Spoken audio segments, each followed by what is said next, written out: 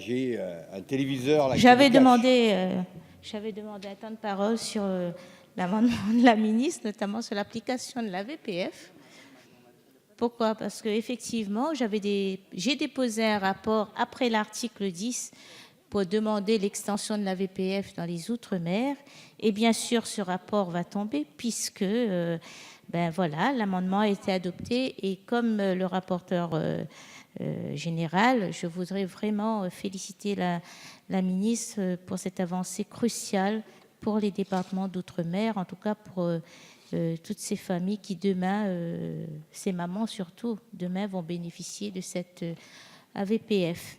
Voilà, je voudrais juste intervenir, Monsieur le Président, si vous permettez 2 minutes, sur cet article 9 qui concerne bien sûr l'extension des prestations familiales à Mayotte.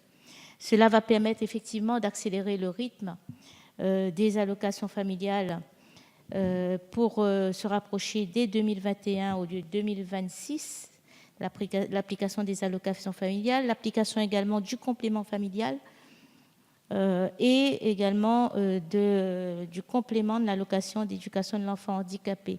Et vraiment, je suis très, très heureuse pour les familles mahoraises parce qu'on connaît aussi les conditions dans lesquelles vivent ces familles-là, taux de pauvreté. Tout à l'heure, je disais je disais que l'indice de développement humain était très, très faible. Qui avait beaucoup d'écart avec notamment la métropole. Donc tout cela va permettre effectivement de donner du pouvoir d'achat notamment à toutes ces familles. Et puis c'est aussi un respect des engagements pris dans le document stratégique Mayotte 2025 et il faut aujourd'hui s'en féliciter. Moi je voudrais mettre l'accent notamment, Madame la Ministre, Monsieur le rapporteur, sur l'application du complément familial dans les DOM. On sait que c'est un sujet qui a aussi des différences qui restent malgré le rattrapage. Il reste des différences, notamment concernant les critères appliqués notamment aux familles des DOM.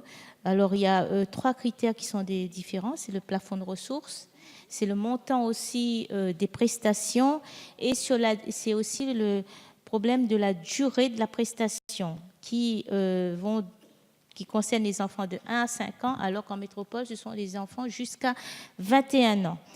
Donc, si dans un amendement du gouvernement, on va avancer sur les 2 premiers critères qui seront progressivement alignés, et c'est tant mieux. Et voilà, je félicite également la ministre pour le travail effectué auprès notamment du Premier ministre et du Président de la République. Ceci dit, reste quand même le 3e critère, c'est-à-dire l'âge qu'on accorde aux enfants. 5 ans, je trouve que c'est un âge quand même assez restreint.